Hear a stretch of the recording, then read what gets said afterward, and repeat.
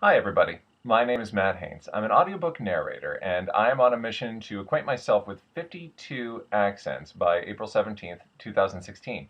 We go to number 29 in the series, Chinese, specifically East Mandarin. And I specify that because what I'm drawing from, besides some literature on the Chinese accent and clips from YouTube, is my own experience teaching English in the Shandong province for an academic year. This is primarily so that I can, when doing auditions or introducing small characters into audiobook work, do an accent that is consistent and that is recognizable as distinctly Chinese, but not caricature. Therefore,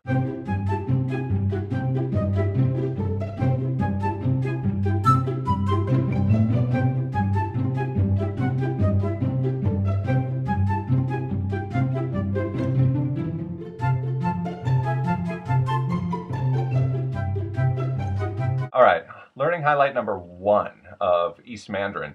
The T, or hard consonants at the ends of words, run a chance of having either a direct ah at the end of them or just a slight breathy voice at the end of them. My students would sometimes call me Mata instead of Matt.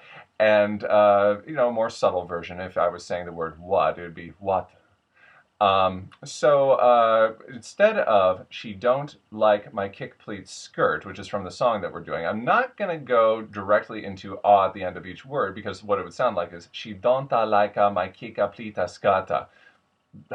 That's not good for anybody. I'm going to go for a little more subtle and go for something more like "she don't like my kick pleat skirt."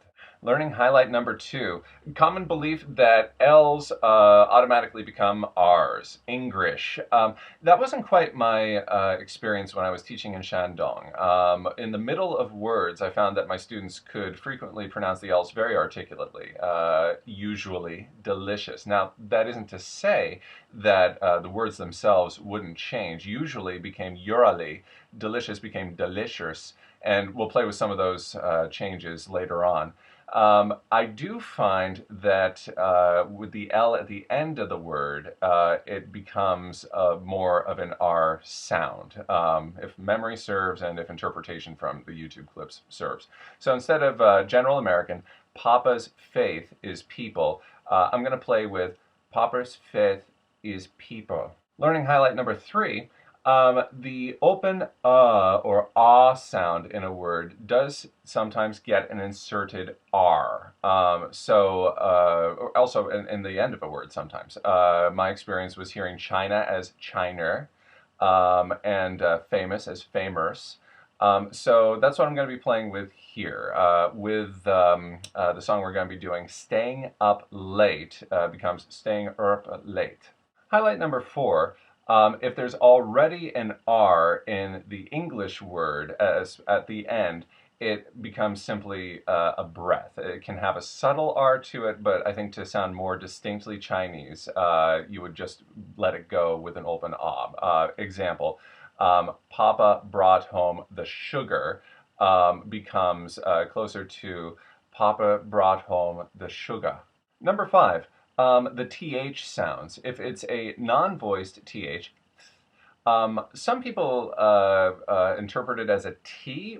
My students, it often would come out as an S. And so instead of I think, it would be I think. Voice TH becomes something closer to a D. So with the song lyrics, Mama thinks, it'd be Mama sinks. And the word the, which comes up frequently in the song, would be the. Okay, time to hit the studio and give it a go with Joni Mitchell's Let the Wind Carry Me. Papa's faith is in people. Mama, she believes in cleaning. Papa's faith is in people. Mama, she's always cleaning.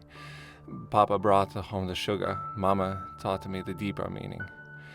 She don't like my kick-pleat skirt. She don't like my eyelids painted green. She don't like me staying up late in my high-heeled shoes, living for that rock and roll dancing scene. Papa said, leave the girl alone, Mama.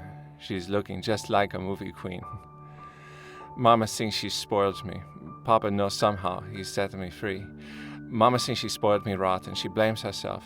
Papa, he blesses me. It's a rough road to travel, Mama. Let it go now. It's always called to me.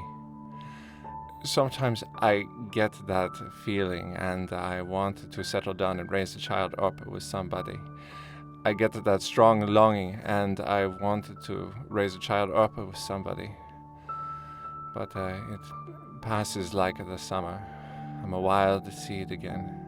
Let the wind carry me.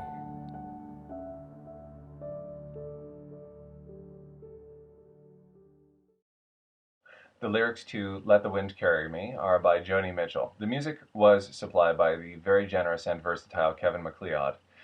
Comment below, folks, what could improve the accent, and also, would there be an accent that you want to hear, and song lyrics that you want to hear? They could end up on the other side in various combinations, because I've got quite a chunk of these videos to go before I hit 52. Stay tuned next week for number 30 in this series, Greek, done to Paul Simon's The Obvious Child. And everyone, rock on.